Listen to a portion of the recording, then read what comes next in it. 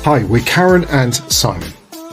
We're coaches with over 100 years' experience in being human and currently living in Bristol in the UK. A coffee chat about emotions and being human and the challenges our coaching clients face led us to this series of videos. We aim to share our thinking and experiences to help you navigate the mayhem of working life. So, let's get going.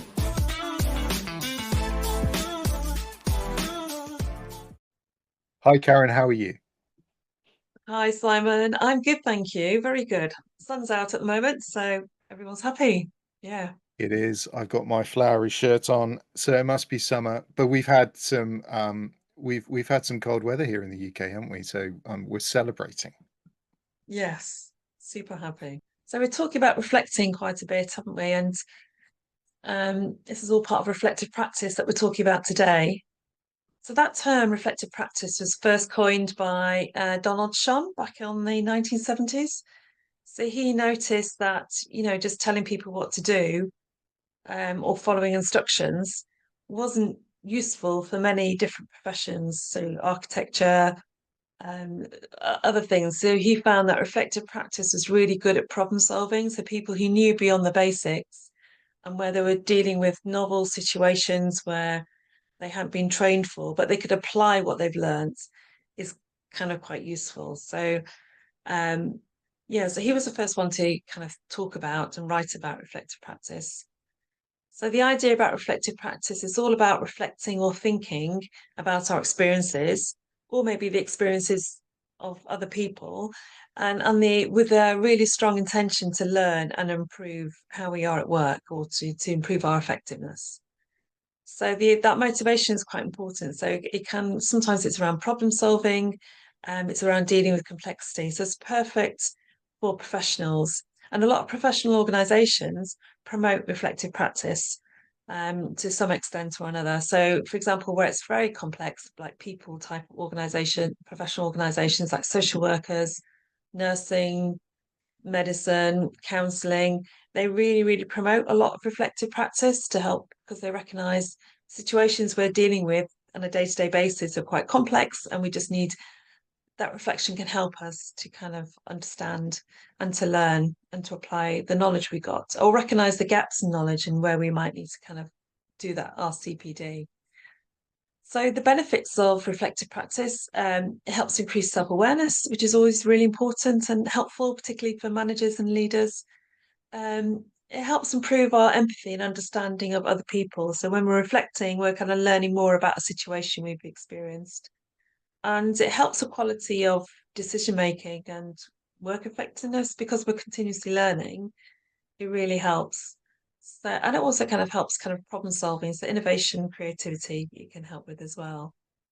Um, and for organisations, if people are reflecting a little bit more with the intention to learn, it helps reduce that blame culture, um, and it helps kind of create a more psychologically safe culture and environment for people. If we're thinking, okay, let's reflect on this situation. What, like you did in your debrief, what what worked, what didn't work so well, and those questions are quite helpful.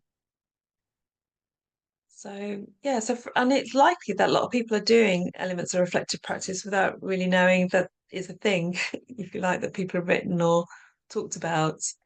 So it's very likely that people naturally take time out to think or to talk through a problem with someone they trust. That can be really helpful as well. Um, yeah. So the idea about reflective practice is intentional. We want to improve something.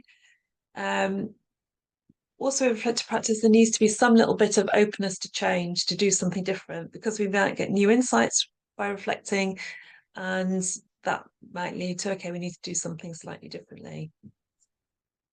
And then to get started with reflective practice, sometimes it's good to identify a specific experience or a problem that we're facing. So, for example, difficult conversation. That's one of the things that a lot of people come across in work.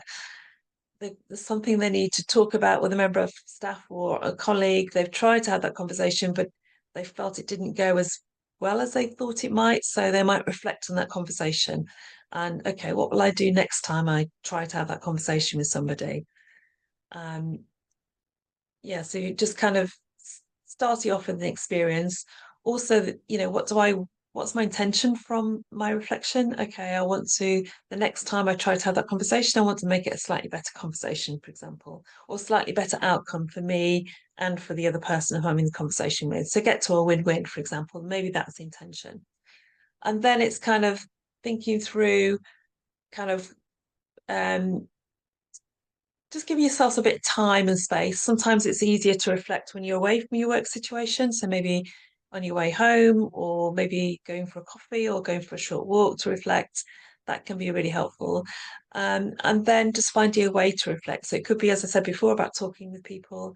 Writing and journaling is a really powerful form of reflection. Coaching is a really great form of reflection. So you've got a coach there who's asking you the questions to help you maximize the learn you can get from experience and helping you think things through. And also kind of having some really great questions to ask yourself in your reflection can be really useful.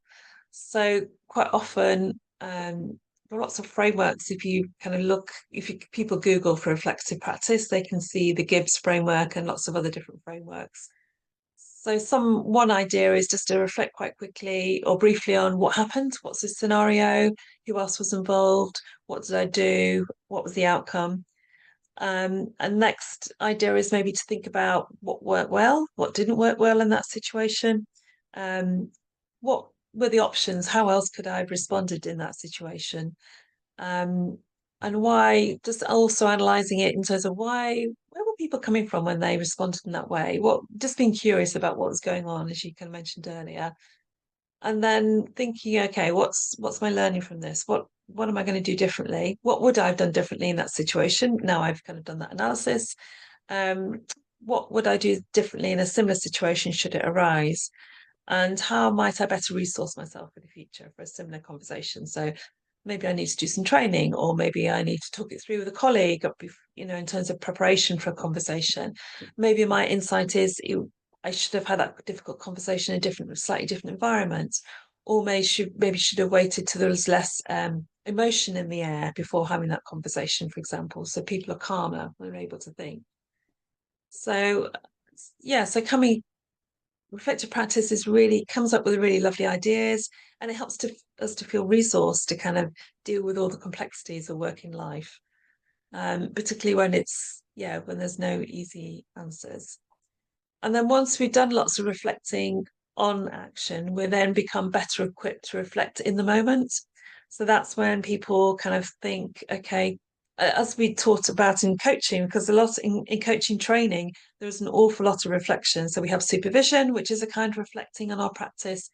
Certainly in my training, I was taught, and I still do, to reflect at the end of each coaching session. What did I do well in that session? What could have been differently? What could have been different? What's my learning edge that might inform my CPD, my continuous professional development? So lots of different ways of reflecting. Any thoughts, Simon, so far? I've covered a lot of ground there. Yeah, one thought in particular, and that's just getting going with reflection.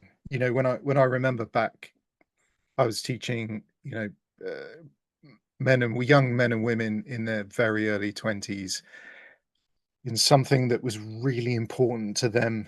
And sometimes there was the frustration in them that they couldn't get things right first time, and that, oh, I've made this mistake before and I still can't do this correctly.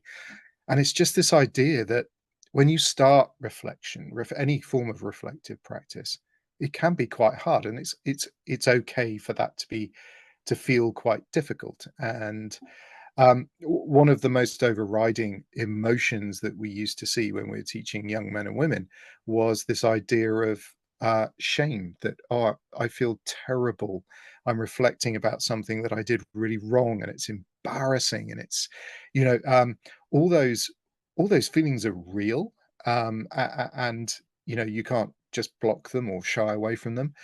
But eventually, over time, like you say, you just become more efficient at accepting those feelings. And yeah, they really do begin to form then something inside of you that changes.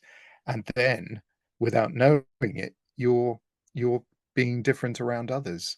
I used to find that journey fascinating, and being reflective every day of the week as a young 20 something year old man or woman really sets them up well for that personal development, that self-awareness. And perhaps that's why, we tend to create really good leaders. Who knows? Mm, that's lovely. That's a lovely example about how professional supervision can be really helpful in terms of well-being as well as performance. So it helps ground people, helps to feel safe, that it's okay. And when we feel calmer, we are able to learn much quicker. So that professional supervision was really helpful for those people, yeah, in many different ways, from an emotional perspective, so they could learn quicker. And that's what reflective practice it does. It helps us to learn quicker than we might do otherwise. So which is Mm, why what the intentional bit of it is. So, and I guess just as a caveat, there are probably a couple of situations where it's probably not good to be doing lots of reflective practice. One of those might be very high anxiety situations. So you talked about the pilot who's kind of got the brain fog, freezing, not knowing what to do in the moment. So the instructor there is just to tell them what to do. And in that very high anxiety situation, they just need to be sometimes be told or to follow procedures that they've been taught. Is generally not a good idea to be thinking, okay, what happened just then? How what was I thinking and doing that? That would just take up too much brain capacity. And when we're super stressed and in stressful situations, we need all our brain capacity working to the max. So not appropriate there to reflect in action. But obviously reflecting after the event is very, very powerful. Another time or another situation where it might not be so helpful is people who think a lot anyway. So encouraging them to think a little bit more might not be helpful in terms of reflective practice. It might lead to more rumination, more anxiety. And a key for me, a really key element of reflective practice is the learning and then doing something different as a result of that learning. For me, it's not really a reflective practice unless we do something different after it, after that reflection. Even if it's an experiment that doesn't work very well, it's something around kind of having that intention to do something different. So people do tend to reflect a lot and just ruminate, probably kind of that emphasizing, okay, what next? What are you going to do about it? What's the learning is probably more important than encouraging them to reflect a little bit more. So there's just kind of a couple of caveats there. Um, and then sometimes, yeah, reflective practice can be quite painful. If we're reflecting and we realize, oh, there's a new realization that comes through, a new insight that comes through from that reflection that we think, oh, yeah, maybe I wasn't the best manager in the whole wide world in that situation. Um, Maybe I was super stressed and didn't come across as I intended to. Those realizations can be quite painful as well. So there's another kind of a negative impact, maybe. But if we can be ready for that and then move through that painful, that's a sign there's really deep transformation that may be happening for somebody, and which is very powerful.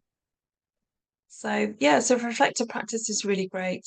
It's just, yeah, if people want to get started, it's kind of finding those questions, making a bit of time to reflect, um, and then maybe doing some journaling or find a reflective partner. Having someone you trust to kind of have those conversations with can be really useful. And you can take turns reflecting. Each other takes a turn to reflect on a problem or situation, and then just see how it helps. So some people do it formally through action learning or coaching, other people or professional supervision. Other people do it informally through, oh, let's go for a coffee, or with a trusted colleague. So different ways of doing it. And yeah, really powerful. It's good stuff. Yeah, that's great. And I know you've got some resources that can help people with thinking a little bit more about that reflective practice. I have, yes. So there's a resource on how to get going with reflective practice. So reflective practice, as we've already talked about it boosts our effectiveness. So our performance at work, and also boosts our well-being because we feel more resourced when we're able to learn and have ideas for how we can deal with challenging situations differently. So it really does boost well-being. So there's a resource on my website. So my website is www.aspirecoachingandconsulting.co.uk, and I'll put that in the show notes. So you can, yes, it's easy to download from my website. And I've also got a resource on journaling, so how to do reflective practice through writing by ourselves. If people are interested in action learning or in coaching, they can reach out to us. So thank you everyone for listening. Hope today's been useful. If you like today's session, please like or subscribe. And thank you very much.